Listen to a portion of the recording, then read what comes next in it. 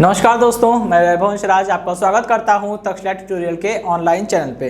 दोस्तों हम लोग बात कर रहे थे क्लास 12 के फिजिक्स के चैप्टर नंबर 4 जिसका नाम था गतिमान आवेश एवं चुंबकत्व। इसमें दोस्तों हम लोग लेक्चर 4.21 तक कंप्लीट कर चुके थे। आज हम लोग बात करेंगे और आगे बढ़ेंगे लेक्चर 4.22 पे। देखिए दोस्तों, इस सेशन का पहला क्वेश्चन नंबर 39 जो है वो दिया हुआ है। संलग्न चित्र में दिखाए गए तार में I एम्पियर की धारा प्रवाहित हो रही है। ठीक है, अब बोल रहे हैं कि अर्धवृत्त के केंद्र O पर चुंबकीय क्षेत्र क्या होगा। ये अर्धवृत्त है, आप देख पा रहे होंगे, और यहाँ पे अर्धवृत्त का ये केंद्र है O। ठीक है, इसको नाम दे दिया, अर्धवृत्त का केंद्र है O। ठीक, केंद्र पर चुंबकीय क्षेत्र निकालना है, लेकिन दोस्तों तीन अलग अलग भागों के कारण क्षेत्र निकलेगा। ठीक है, पहला निकलेगा सीधे तार के कारण।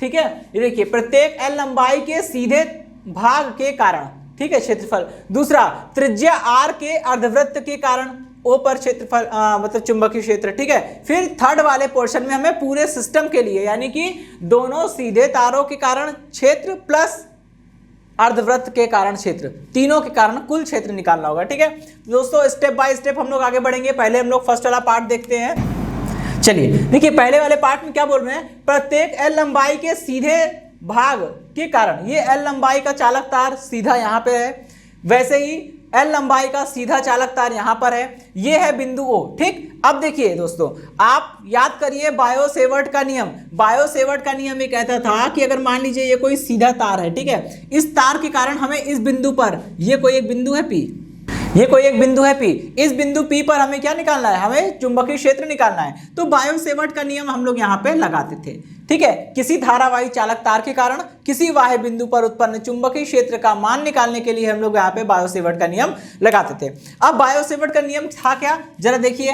ठीक है, सबसे पहले बायो सेवर्ट का नियम लगाने के लिए हम लोग क्या करते हैं, धारावाही चालक तार में एक छोटा सा लंबाई अवयव ले लेते हैं। ठीक, इस लंबाई अवयव के कारण P पर क्षेत्र निकाला जाता है और फिर इसका इंटीग्रेशन किया जाता है। ठीक है, तो हमें संपूर्ण निकाय या संपूर्ण तार के कारण कुल कितना चुंबकीय क्षेत्र P पर उत्पन्न हो रहा है ये हमें पता चल जाएगा। ठीक है, लेकिन अब देखिए यहाँ पे बायो सेवर्ट का नियम जो है वो हम लोग कुछ इस प्रकार लिखते हैं, μ0/4 पाई I इंटू DL। आई क्या है दोस्तों, तार में बहने वाली धारा। ठीक है, I इंटू DL और होता है साइन थीटा। ठीक है, अपॉन में दोस्तों R स्क्वायर।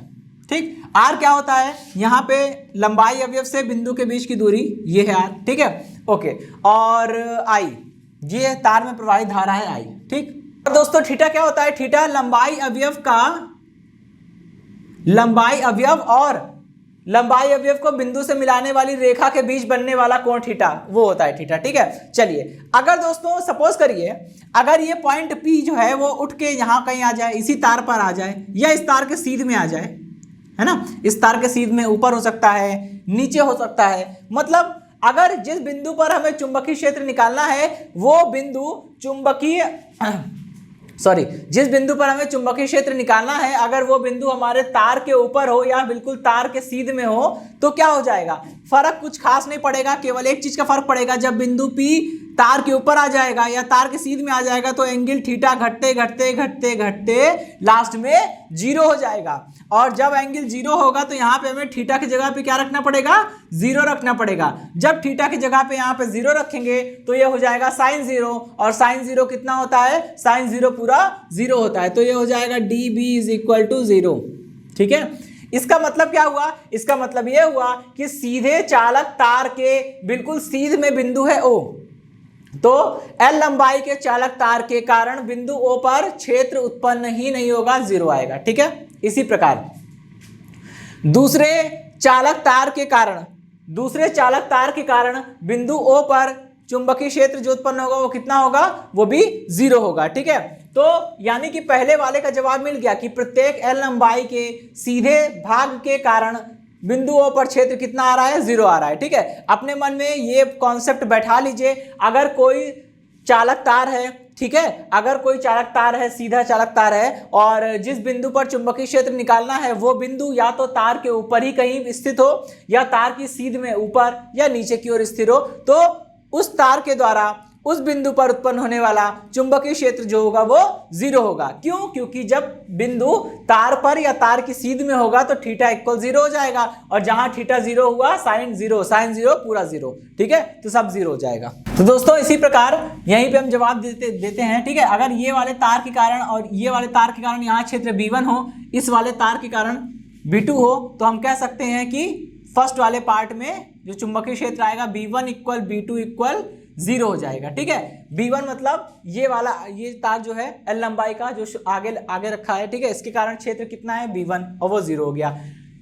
B2 क्या है? इसके कारण उत्पन्न होने वाला क्षेत्र जो बिंदु B पर बिंदु O पर उत्पन्न हो रहा है, ठीक है, वो B2 इक्वल 0, ठीक है। अब हम लोग बात करते हैं दोस्तों सेकंड वाले पार्ट के बारे में, ठीक है। आइए सेकंड वाला पार्ट देखते हैं। त्रिज्या R के अर्धवृत्त के कारण, भैया त्रिज्या R का अर्धवृत्त जो है, ठीक है, इसके कारण O पर क्षेत्र निकालना है, तो कैसे निकालेंगे? फॉर्मूला लगाएंगे, ठीक है दोस्तों। हम जानते हैं यहाँ पे हम फॉर्मूला वही लगाएंगे जो हमने इसके ठीक पहले वाले क्वेश्चन में ड्राइव किया था, ठीक है। क्वेश्चन नंबर 38 में हमने आपको एक फॉर्मूला ड्राइव करवाया था। हमने कहा था कि सिद्ध कीजिए कि किसी थीटा रेडियन कोण वाले किसी वृत्तखंड के द्वारा वृत्त के केंद्र पर अंतरित चुंबकीय क्षेत्र का मान कितना होता है? μ0 अपॉन में 4 पाई, ठीक है, इंटू में आई थीटा अपॉन में r, ठीक है। मैंने ये बताया था जहां थीटा क्या होता है दोस्तों, थीटा रेडियन में होता है, ठीक है, रेडियन में रखना है, डिग्री में नहीं चलेगा। चलिए, तो हम जानते हैं कि थीटा रेडियन कोण वाले किसी वृत्तखंड के द्वारा वृत्त के केंद्र पर उत्पन्न चुंबकीय क्षेत्र का मान ये होता है, ठीक। अब इसमें इसी फॉर्मूले को अप्लाई करिए इस पे। दोस्तों ये अर्धवृत्त है, अर्धवृत्त मतलब आधा वृत्त, और जब ये आधा वृत्त है तो इसका एंगल कितना होगा? पूरे वृत्त का एंगल होता है 360 यानी 2 पाई, तो आधे वृत्त का एंगल कितना होगा? 180 यानी कि पाई, ठीक है। तो यहां पे रख देंगे पाई, कितना हो जाएगा? B is equal to μ0 upon में 4 पाई आई और अपॉन में r, यहां पे कितना हो जाएगा? यहां पे रखेंगे पाई, ठीक है, पाई से पाई कैंसिल हो जाएगा और कितना निकल के आएगा दोस्तों? इसको B1 B2 मान लिया, इसको हम लोग B3 मान लेते हैं, ठीक है, ताकि थोड़ा सा कंफ्यूजन ना हो हमें। तो B3 यानी कि अर्धवृत्त के कारण केंद्र O पर क्षेत्र B3 इक्वल कितना हो जाएगा? ये आ जाएगा, पाई से पाई कैंसिल हो जाएगा, ये हो गया μ0 I अपॉन में 4r, ठीक है, पाई से पाई कैंसिल हो गया। अब देखिए दोस्तों ये तो सेकंड वाला पार्ट हो गया, ठीक। अब हमें निकालना है थर्ड पार्ट। देखिए थर्ड पार्ट में क्या बोल रहा है? पूरे तार के कारण। भैया पूरे तार के कारण क्षेत्र निकालना है वो तो ठीक है, लेकिन पूरे तार के कारण अगर हमको क्षेत्र निकालना है तो क्या करना पड़ेगा? पहले सीधे तार के कारण क्षेत्र B1 प्लस दूसरे सीधे तार के कारण क्षेत्रफल चुंबकीय क्षेत्र यानी क्षेत्र B2 प्लस अर्धवृत्त के कारण केंद्र O पर क्षेत्र यानी कि B3, तीनों को जोड़ना पड़ेगा। और दोस्तों B1 B2 B3 ये क्या है? ये एक वेक्टर है, तो जोड़ने से पहले हमें इनके दिशाओं के बारे में ज्ञान होना चाहिए। लेकिन यहाँ पे हमारा काम थोड़ा सा आसान हो गया है, वो इसलिए क्योंकि B1 और B2 दोनों ही 0 हैं, केवल B3 बच रहा है, तो टोटल वही आ जाएगा, ठीक। तो थर्ड वाले पार्ट में लिखेंगे पूरे तार के कारण बिंदु O पर क्षेत्र, पूरे तार के कारण O पर क्षेत्र निकालिए। B is equal to B1 plus B2 plus B3, ठीक है, ऐड करिए इसको। B1 कितना है? 0, B2 कितना है? 0, B3 कितना है? μ0 I अपॉन में 4r, ठीक है। अब इसको ऐड कर लेंगे और ये आ जाएगा B is equal to μ0 I upon में 4r था इसका जवाब, ठीक है। अब देखिए यहाँ बिंदु O पर क्षेत्र की दिशा भी तो बतानी होगी ना कि दिशा क्या है, तो इसके लिए देखिए करना क्या होगा? दाएं हाथ की हथेली का नियम संख्या 1 लगाइए, ठीक है भाई। धारा की दिशा है ये, ठीक है, अंगूठा धारा की दिशा में, उंगलियां चुंबकीय क्षेत्र जिस बिंदु पर निकालना उस बिंदु की ओर, किधर आ रहा है? अंदर की ओर आ रहा है। इसका मतलब बाहर से अंदर की ओर, यानी चुंबकीय क्षेत्र कैसा होगा? क्रॉस होगा। तो यहाँ पे हमने क्रॉस बना दिया है, ठीक है, ओके। ये क्वेश्चन समाप्त होता है। अब हम लोग बढ़ेंगे अपने अगले क्वेश्चन की ओर। ओके दोस्तों देखिए अब नेक्स्ट क्वेश्चन नंबर 40 में क्या बोल रहे हैं? तारों के लूप PQRS, आप देख पा रहे होंगे यहाँ पे तार का लूप है PQ और फिर ये RS, ठीक है। PQRS में PQRS जो R1 व R2 त्रिज्याओं के, R1 और R2 त्रिज्याओं के दो अर्धवृत्ताकार तारों को जोड़कर बनाया गया है। भाई R1 त्रिज्या का अर्धवृत्त ये है और R2 त्रिज्या का अर्धवृत्त ये है। हमने क्या किया, इन दोनों को इधर से जोड़ा, इन दोनों को इधर से जोड़ा, ठीक है। अच्छा, जोड़कर बनाया। धारा I बहती है, इसमें धारा I प्रवाहित हो रही है, ठीक है।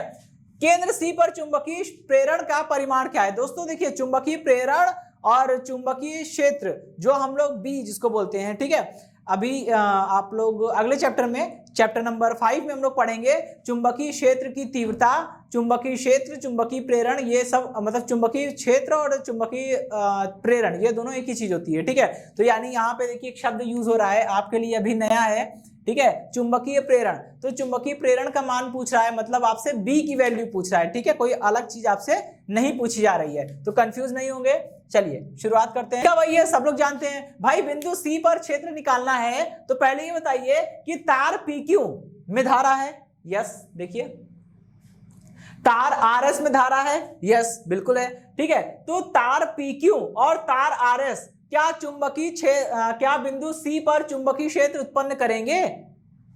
बिल्कुल नहीं। क्यों? क्योंकि बिंदु C जिस पर हमें चुंबकीय क्षेत्र निकालना है वो तारों के सीध में है। और अभी मैंने प्रीवियस क्वेश्चन में बताया था, इसके जस्ट पहले वाले क्वेश्चन में मैंने बताया था कि अगर किसी चालक तार के सीध में बिंदु हो या तार के ऊपर ही बिंदु हो तो चुंबकीय क्षेत्र उस बिंदु पर कितना होगा? 0, यानी वो तार उस बिंदु पर कोई चुंबकीय क्षेत्र उत्पन्न नहीं कर पाएगा। यहां भी तो ऐसा ही हो रहा है, भले ये बिंदु C तार PQ या तार RS पे नहीं है तो क्या हुआ, उसकी सीध में तो है ना, तो तार के सीध में अगर बिंदु होता है तो तार उस बिंदु पर कोई भी चुंबकीय क्षेत्र उत्पन्न नहीं करता है, यानी बिंदु C पर कोई चुंबकीय क्षेत्र उत्पन्न नहीं होगा PQ और RS के कारण, ठीक है। तो यहाँ पे सबसे पहले हम लोग लिखेंगे और PQ के कारण बिंदु C पर क्षेत्र कितना हो जाएगा दोस्तों, ये हमने मान लिया B1 = 0, ठीक है। चलिए अब हम लोग बात करते हैं तार RS के कारण, RS के कारण बिंदु C पर क्षेत्र B2 = 0, ठीक है। चलिए अब हम लोग अर्धवृत्त की बात करते हैं, ठीक है। R1 त्रिज्या वाले अर्धवृत्त के कारण C पर क्षेत्र निकालना है। निकालिए जरा, कितना हो जाएगा? ये हो जाएगा B3 = फॉर्मूला तो वही लगाएंगे ना, μ0/4π, ठीक है, इंटू में I(θ/r), ठीक है। चलिए अब इसको वैल्यू रखते हैं यहाँ पे, और कितना हो जाएगा ये μ0/4π इंटू में I, और दोस्तों यहाँ पे बात हो रही है थीटा की, तो थीटा क्या है? ये अर्धवृत्त है, अर्धवृत्त के लिए कोण कितना बनेगा? 180, यानी कि पाई, ठीक है। यहाँ पे रख देंगे पाई, कैंसिल आउट हो जाएगा, और यहाँ से कितना निकल के आएगा? यहाँ से निकल के आएगा B3 = μ0, पाई से पाई कैंसिल होगा, μ0I/4r, ठीक है भाई, 4r1, क्योंकि यहाँ पे त्रिज्या कितनी है दोस्तों? यहाँ पे त्रिज्या है, अभी R1 त्रिज्या वाले वृत्त के कारण हम लोग क्षेत्र निकालना है, तो त्रिज्या भी किसकी लेंगे? R1, यानी कि छोटे अर्धवृत्त के कारण क्षेत्र निकालना है तो छोटे अर्धवृत्त की त्रिज्या भी ली जाएगी, ठीक है। तो ये R1 हो गई, यहाँ पे भैया R1 आ जाएगा, ठीक है।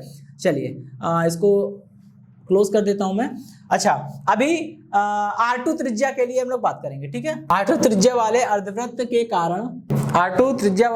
के कारण C पर क्षेत्र, चलिए ठीक, यहां लिखिए B4 = कितना हो जाएगा? μ0/4π I(θ/r). यहां पे दोस्तों अब R जो है वो बड़ी वाली त्रिज्या ली जाएगी, यानी कि R2।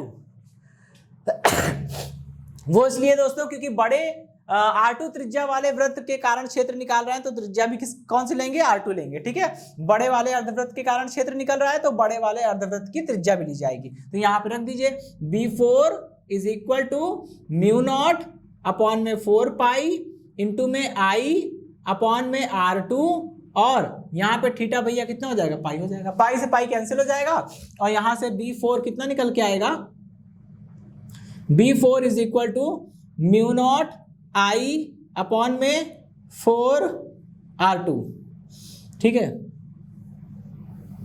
चलिए अब दोस्तों मुझे कुल चुंबकीय क्षेत्र निकालना है, तो कुल चुंबकीय क्षेत्र निकालने के लिए B1 plus B2 plus B3 plus B4 करना है। लेकिन दोस्तों आप जानते हैं ये चुंबकीय क्षेत्र है, तो यहाँ थोड़ा सा ध्यान रखना पड़ेगा हमको दिशाओं के बारे में। तो अभी हमने दिशा के बारे में तो बात ही नहीं करी है, तो आइए उसको देखते हैं। ठीक है, अच्छा B1 और B2 का परिमाण 0 है, मतलब चुंबकीय क्षेत्र है ही नहीं। जब चुंबकीय क्षेत्र है ही नहीं तो दिशा के बारे में जानकर क्या करेंगे, खत्म करिए। ठीक है, अब B3 के बारे में बात करते हैं। ठीक, मतलब कि R1 त्रिज्या वाले वृत्त की बात हो रही है। तो R1 त्रिज्या वाले वृत्त के कारण अगर हमें क्षेत्र निकालना हो, देखिए तो क्या करेंगे, दाएं हाथ की हथेली का नियम नंबर 1 लगाइए। धारा इस दिशा में है, यहाँ पे एक छोटा सा टुकड़ा ले लिया, धारा इस दिशा में है तो अंगूठे को रखेंगे धारा दिशा में, उंगलियों को उधर जिधर चुंबकीय क्षेत्र निकालना है किधर आएगा, बाहर की ओर आएगा। बाहर की ओर आ रहा है, भीतर से बाहर की ओर क्षेत्र आ रहा है, इसका मतलब कैसा होगा, वो क्षेत्र हमारा होगा डॉट। ठीक है, तो B3 की वैल्यू, B3 की दिशा क्या हो जाएगी, डॉट हो जाएगी। ठीक है, यहाँ पे मैंने डॉट बना दिया। अब हम लोग बात करते हैं R2 त्रिज्या वाले अर्धवृत्त के कारण C पर क्षेत्र कैसे निकालेंगे। R2 त्रिज्या वाला अर्धवृत्त ये है, इसमें धारक दिशा इधर की ओर है, तो अंगूठा धारक दिशा में, उंगलियां केंद्र की ओर किधर आएगा, अंदर की ओर आएगा, बाहर से भीतर। ठीक है, बाहर से भीतर मतलब क्रॉस। ठीक है, चलिए अब बिंदु C पर कुल क्षेत्र निकालना है। बिंदु C पर कुल क्षेत्र कैसे निकलेगा, B is equal to B1 plus B2 plus B3। अच्छा, अब B1 प्लस B2 तो कर दिया, लेकिन दोस्तों यहां ध्यान रखिएगा B3 और B4 की डायरेक्शन अपोजिट है। B3 भीतर से बाहर की ओर है, ठीक है, और B4 जो है वो बाहर से भीतर की ओर है। पहले हमको ये देखना पड़ेगा B3 और B4 में कौन बड़ा है। ठीक, देखिए सब कुछ सेम है, बस यहाँ पे अपॉन में R1 आ रहा है, वहां अपॉन में R2 आ रहा है। तो दोस्तों अपॉन में जिस संख्या के अपॉन में छोटी संख्या होती है वो संख्या वास्तव में बड़ी होती है। ठीक है, जिस संख्या के अपॉन में छोटी संख्या लिखी होगी वो संख्या बड़ी होगी। यहां देखिए R1 छोटा कि R2 छोटा, R1 छोटा है और R1 यहां अपॉन में लिखा है, इसका मतलब B3 का मान ज्यादा होगा, B4 का मान कम होगा। तो ज्यादा वाले में से कम वाले को घटाते हैं, क्योंकि B चुंबकीय क्षेत्र एक वेक्टर है, अगर दो वेक्टर अपोजिट होते हैं तो उनका परिणामी निकालने का मतलब होता है ज्यादा वाले में से, ज्यादा परिमाण वाले वेक्टर में से कम परिमाण वाले वेक्टर को माइनस करना है। ठीक है, तो यहाँ B3 का मान ज्यादा है तो यहाँ लिखेंगे B3 प्लस में हो गया, और B3 में से क्या घटा देंगे, B3 में से B4 को हम माइनस कर देंगे। ठीक है, माइनस करने पे कितना आएगा दोस्तों, B is equal to mu naught I upon में 4 कॉमन आ जाएगा, अंदर बचेगा 1 upon R1 minus 1 upon R2। ठीक है, चलिए भाई ये तो हो गया कुल क्षेत्र, यही आपका जवाब है। ठीक है, ओके दोस्तों, ये क्वेश्चन समाप्त हुआ और अब हम लोग बढ़ेंगे अपने अगले क्वेश्चन की ओर। और हाँ दोस्तों, इसमें अगर कोई क्षेत्र की दिशा पूछे कि परिणामी चुंबकीय क्षेत्र किस दिशा में आएगा, दोस्तों मैंने अभी क्या किया, दो वेक्टर अपोजिट डायरेक्शन में हैं, परिणामी निकालने के लिए ज्यादा वाले में से कम वाले वेक्टर को माइनस किया, तो जो परिणामी की दिशा आएगी वो वही होगी जो ज्यादा परिमाण वाले वेक्टर की दिशा है, वही उसकी दिशा हो जाएगी। ठीक है, यानी B की दिशा वही होगी जो B3 की है। ओके, चलिए ओके दोस्तों, अब हम लोग मूव करेंगे अपने अगले क्वेश्चन की ओर। देखिए क्वेश्चन नंबर 41 में क्या बोल रहे हैं, संलग्न चित्र में प्रदर्शित मुड़े तार में I एम्पियर की धारा है। ठीक है, बिंदु O पर चुंबकीय क्षेत्र का मान व दिशा ज्ञात करनी है। आइए, प्रोसीजर बिल्कुल सेम है, बस थोड़ा सा डायग्राम में अंतर है। आप देख पा रहे होंगे पहले वाले, इसके जस्ट पहले वाले क्वेश्चन में और इस क्वेश्चन में केवल इतना अंतर है, पहले वाले क्वेश्चन में R1 त्रिज्या का जो वृत्त था, जो छोटा वृत्त था, वो भी अंदर की ओर बना था, अब वो बाहर की ओर कर दिया गया है। देखिए दोस्तों, डायग्राम में अरेंजमेंट में थोड़ा सा चेंज होने के कारण आंसर में इतना बड़ा चेंज आएगा। ठीक है, अभी देखते हैं इसको। यहां भी हमको वही करना है, यहां अपने हिसाब से नेमिंग कर देते हैं। ठीक है, इसको हमने P बोल दिया, इसको हमने Q बोल दिया, इसको हमने R बोल दिया, इसको हमने S बोल दिया। ठीक है, फिर से वही काम करेंगे जो पहले कर रहे थे। ठीक, आप देखेंगे दोस्तों, कुल चुंबकीय क्षेत्र निकालना है तो यहाँ पे टोटल 4 सेगमेंट है, 4 टुकड़े हैं। ठीक है, 4 टुकड़े में पहला टुकड़ा कौन है, बड़ा वाला अर्धवृत्त, यानी R2 त्रिज्या वाला अर्धवृत्त। ठीक है, दूसरा टुकड़ा कौन है, R1 त्रिज्या वाला, यानी कि छोटा अर्धवृत्त। तीसरा टुकड़ा कौन है, तार PQ, और चौथा टुकड़ा कौन है, तार RS। ठीक है, इन चारों के कारण अलग अलग चुंबकीय क्षेत्र निकालेंगे बिंदु O पर और फिर चारों को जोड़ा जाएगा, देखेंगे कितना आता है। ठीक, चलिए ठीक है, तार PQ के कारण बिंदु O पर क्षेत्र कितना हो जाएगा दोस्तों, ये हो जाएगा B1 इज इक्वल टू 0। ठीक है, और तार RS के कारण बिंदु O पर क्षेत्र कितना हो जाएगा, B2 इज इक्वल टू 0। ठीक, अब हम लोग बात करेंगे R2 त्रिज्या वाले वृत्त, अर्धवृत्त और R1 त्रिज्या वाले अर्धवृत्त के बारे में। ठीक है, ठीक है। R1 त्रिज्या वाले अर्धवृत्त के कारण बिंदुओं पर क्षेत्र। भाई R1 त्रिज्या वाला अर्धवृत्त के कारण क्षेत्र हमने B3 मान लिया। ठीक है, क्योंकि B1 B2 हो चुका है, इसे हम लोग B3 मान लेते हैं। फॉर्मूला लगाएंगे, कितना आएगा, μ0/4 pi multiplied by I upon में R इंटू थीटा। यहाँ थीटा दोस्तों रेडियन में होगा। अगर हम बात करते हैं अर्धवृत्त की, तो अर्धवृत्त में जो कोण बनता है वो कितना होता है, 180 डिग्री या पाई रेडियन। मुझे रेडियन में चाहिए तो यहाँ पे हम लोग पाई रखेंगे। ठीक है, B3 इज इक्वल टू कितना हो जाएगा, μ0/4 पाई, और देखिए I दोस्तों यहाँ पे R क्या है, त्रिज्या है। यहाँ पे हम छोटे अर्धवृत्त यानी कि R1 त्रिज्या वाले अर्धवृत्त के बारे में बात कर रहे हैं। जब बात हो रही है R1 त्रिज्या वाले अर्धवृत्त की, तो हम लोग त्रिज्या भी कौन से लेंगे, R1 लेंगे ना। तो यहाँ पे हम लोग R की जगह पे R1 रखेंगे, क्योंकि अभी हम R1 त्रिज्या वाले अर्धवृत्त के बारे में बात कर रहे हैं। तो त्रिज्या हम लोग R1 लेंगे, यानी छोटे अर्धवृत्त की ही त्रिज्या ली जाएगी। ठीक है भाई, चलिए कोण कितना हो गया, पाई, क्योंकि 180 डिग्री यानी कि पाई रेडियन। ठीक, कैंसिल आउट हो जाएगा, और कितना आएगा दोस्तों, B3 इक्वल μ0 I अपॉन में 4R1। ठीक है, चलिए भाई इसको बॉक्स में बंद कर दे रहा हूं मैं। ठीक, चलिए अभी हम लोग आगे बढ़ेंगे। अब हम लोग बात करेंगे R2 त्रिज्या वाले अर्धवृत्त के बारे में, लेकिन दोस्तों उससे पहले दिशा भी निकाल लेते हैं। ठीक है भाई, दिशा निकालने के लिए दाएं हाथ की हथेली का नियम नंबर 1 लगाया जाएगा। ठीक है, यहाँ देखिए धारा की दिशा ऐसे है, तो अंगूठा अपना ऐसे रखेंगे, उंगलियां उस बिंदु की ओर जिधर चुंबकीय क्षेत्र निकालना है। मुझे बिंदु O पर चुंबकीय क्षेत्र निकालना है, बिंदु O ऊपर की ओर है तो उंगलियां ऊपर की ओर हो गई, अंगूठा धारा की दिशा में हो गया, धक्का देने की दिशा में क्षेत्र आएगा जो कि बाहर से भीतर की ओर है। ठीक है दोस्तों, चलिए यानी B3 की दिशा कैसी हो जाएगी, B3 की दिशा हो जाएगी क्रॉस, यानी बाहर से भीतर की ओर। अब हम लोग क्या करेंगे, अब हम लोग R2 त्रिज्या वाले अर्धवृत्त के कारण बिंदु O पर क्षेत्र।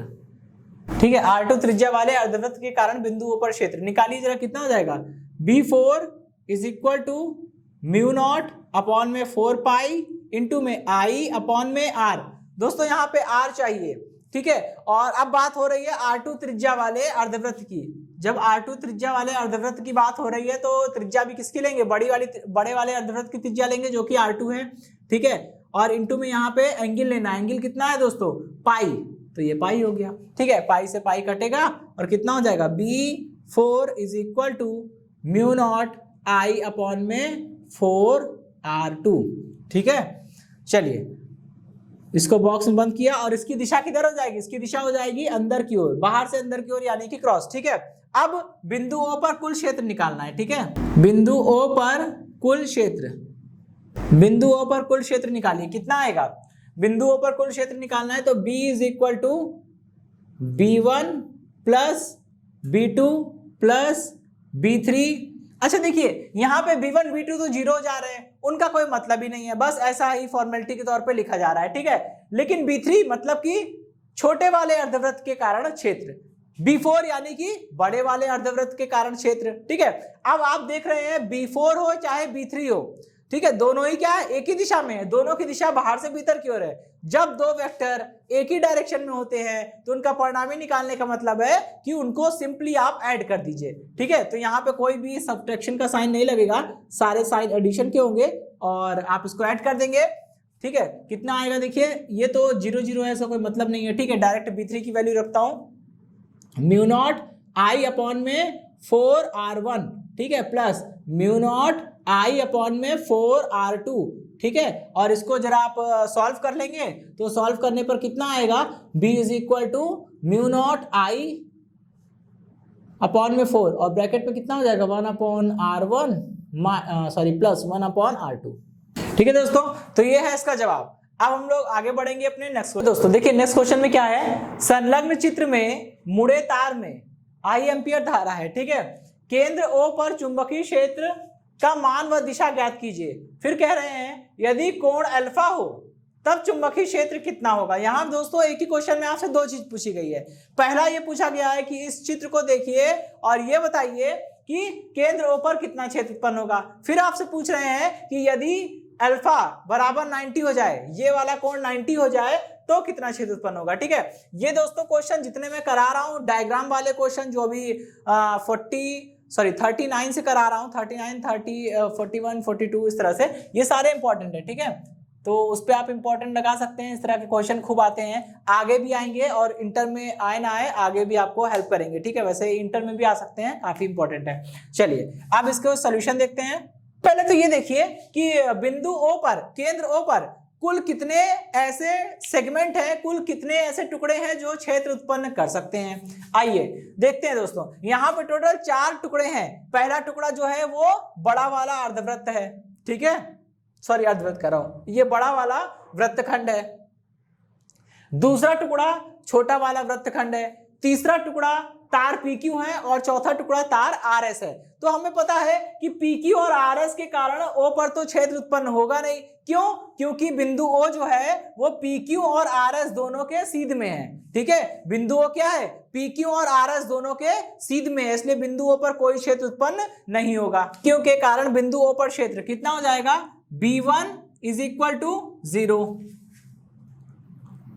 तार RS के कारण, तार RS के कारण बिंदु O पर क्षेत्र, तार RS के कारण बिंदु O पर क्षेत्र कितना हो जाएगा? B2 equal 0। ठीक, चलिए अब तार PQ RS का तो कोई भी कंट्रीब्यूशन यानी कोई भी योगदान होगा नहीं। ठीक है, अब हम लोग बात करेंगे बड़े वाले वृत्तखंड के बारे में, फिर छोटे वाले वृत्तखंड के बारे में। और एक और चीज इसमें दोस्तों, छोटे वाले ये जो अंदर की ओर बना है, ठीक है, इसकी त्रिज्या कितनी है? इसकी त्रिज्या आपकी है R1। ठीक है, चलिए तो यहां पे लिखेंगे, पहले R2 के लिए निकाल लेते हैं। ठीक है, R2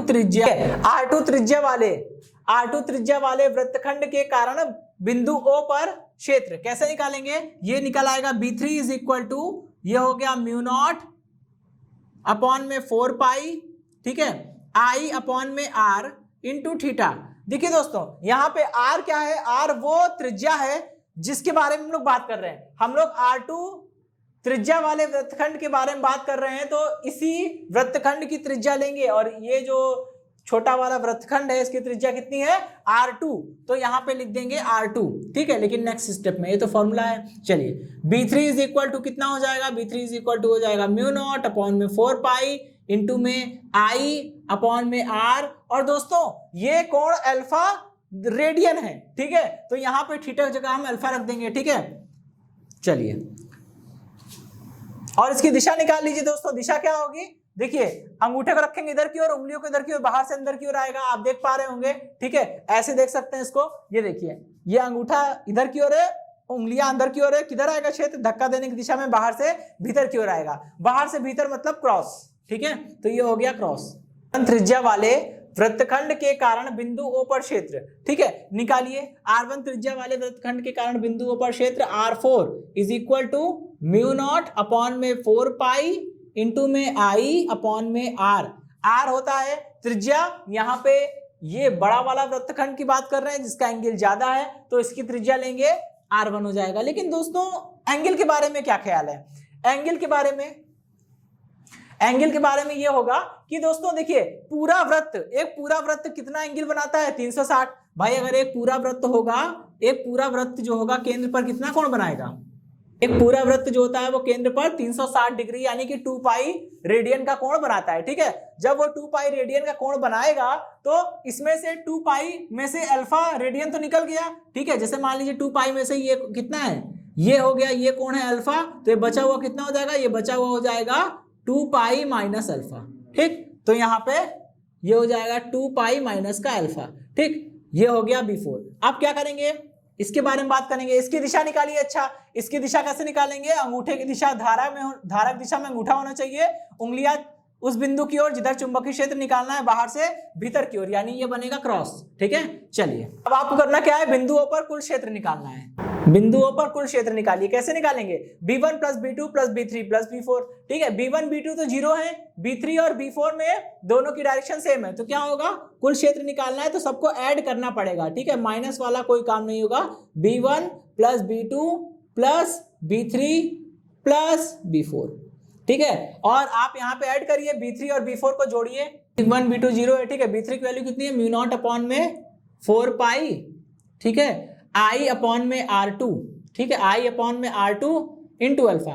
प्लस B4 की वैल्यू लिखिए, ठीक है, कितना हो गया, म्यू नॉट अपॉन में 4 पाई, ठीक, I अपॉन में R1, ठीक, और ये हो गया 2 पाई माइनस अल्फा, ठीक है। आप इसका कॉमन ले लेंगे, इसको कॉमन लेकर कितना आएगा दोस्तों, यहां लिख दे रहा हूं, ठीक है।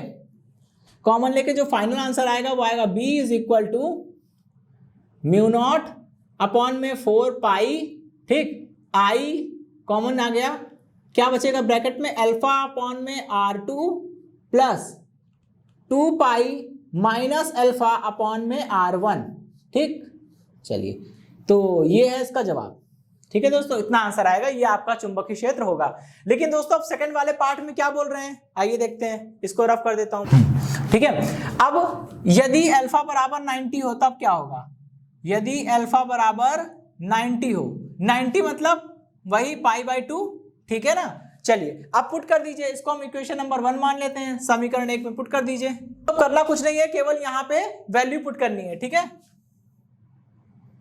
चलिए कितना हो जाएगा, B is equal to mu naught I upon में 4 पाई, ठीक है। चलिए अब यहाँ क्या है, यहां पे रखेंगे अल्फा की जगह π/2 डिवाइडेड बाई R2, ठीक है, प्लस यहां पे रखिए π/2, 2 पाई में से π/2 माइनस करेंगे, एलसीएम होगा 4 पाई माइनस का पाई, कितना होगा 3 पाई अपॉन में 2, ठीक है, ये हो जाएगा 3 पाई अपॉन में 2।